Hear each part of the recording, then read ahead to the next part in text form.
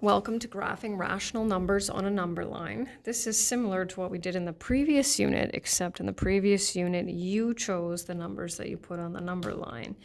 And in this case, the numbers are given for you and you have to decide where they go. And the other thing that we had in the integer unit is that all of the integers actually went on those vertical marks. So whether it was here or here, and now we're going to have them be in between. And so we have to just take a look at that. So this is kind of our first sort of introductory one. Now you have the option, of course, of converting these to decimals if they're in fraction form. You can change them to in proper form, mixed, whatever works for you. So we'll get started here. So -3 divided by 2, we know that's a negative fraction, of course, and we'll make sure that it's to the left of 0 on the number line. That's one thing that we'll have to check. If I type in -3 divided by 2 on my calculator, I get -1.5. And so that will be halfway between, right, -1 and -2. And so I put my shaded circle on the number line. Now you got to be careful here, and sometimes I'm guilty of this myself, when you're identifying the number, because you can't just leave a dot there, right, and expect me to guess what it is. We want to put the number in its original form. So -3/2. So the next one is 0, and we can see that's already there. It's not necessary to rewrite the 0, right, because it's already there.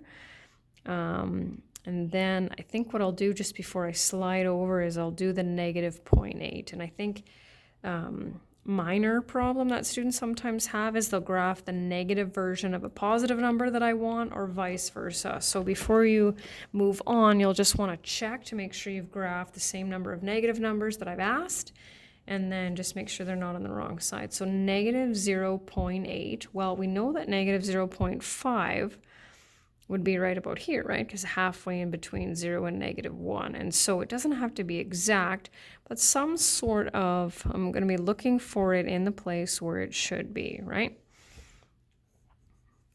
-0.8. Okay, and now I'll slide over to this one, 1/2, right? We know that's a half. So that is halfway, and I'm going to have to move over here, and I'll just have to tell you the other one. So halfway between 0 and 1, and we're going to make sure to put that in fraction form.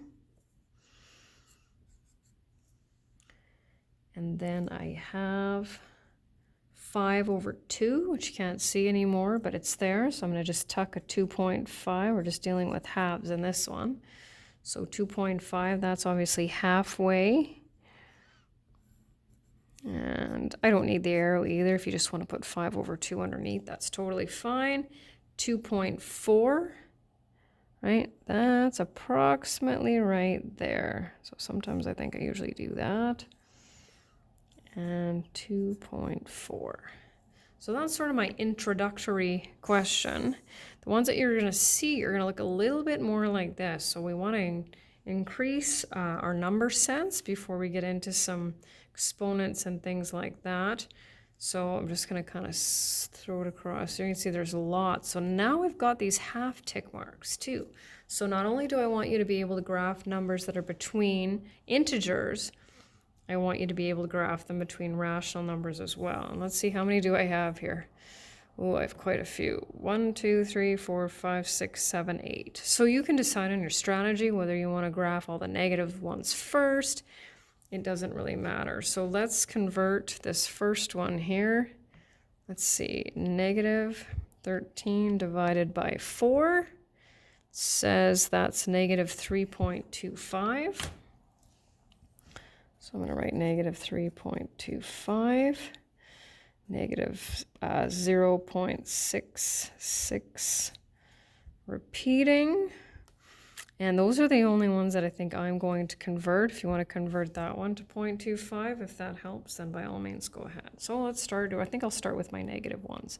So -3.25, that's -3.5. And you can definitely add numbers in there if you want, -3.5, whatever you want to put there. So quarters are going to be halfway in between there. -13/4.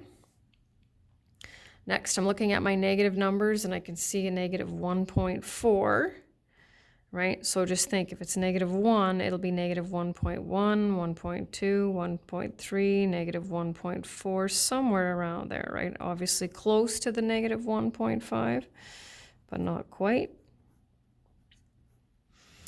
Negative 2/3, right? So that's negative 0.6 repeating.